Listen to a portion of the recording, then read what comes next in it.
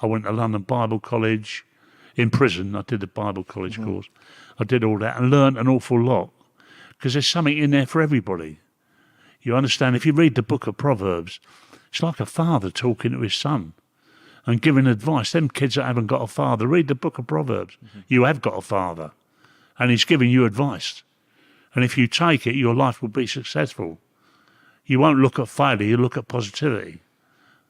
And there's a book that stood the test of thousands of years and still stands strong. There are people standing on it, and I stood on it, and it got me through. So that was a turning point. Were you suicidal at that point? I was. At that time, I was ready to go. I had to beat the system. I couldn't let the system beat me. And I was about to end it. That was going to be the end of it. And I got over that night. And so see, when you were going through that transition and that change, obviously your loyalties lie with everybody else round about you. You concentrate on everybody else's life, try to help everybody else, but it's a case of fuck everybody else, it's time to help me. Yeah. Did you become more selfish towards yourself and realise you need to help no, it was a gradual process. Yeah. I didn't look at anybody else, I was looking at me. I couldn't go out, so I went in. And I was getting rid of shit I didn't need, you understand what I mean? Yeah. But I'd carried around for years, prejudices and all the rest of it. And then what happened was, I looked out the window one day and I was great in the cell.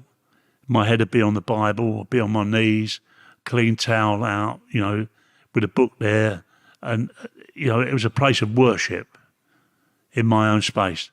Because it's not about church. The church is in your heart. It's not the church. It's a belief. You know, it's a belief. But I looked out the window this day and I saw all these guys going to church. And I thought they've got the courage of their conviction. They've got guts to actually go into that church and worship.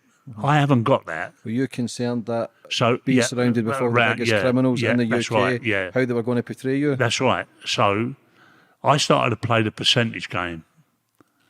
Jesus, you can have 10%. And he said, well, I'm cool with 10%. But then I thought, well, I want a bit more, so I'll give you 20%. In this cell, my time is yours. Out there, I've got to be on my watch. He said, okay, then 20%. And then 30%. And at 30%, I looked out the window and saw all these guys going to church. And there was one guy there called Bulletproof Jack. And I looked at Bulletproof and I went, he's got some guts, that man. Anyway, I went up to him and I said, listen, Jack, I said, tell me something.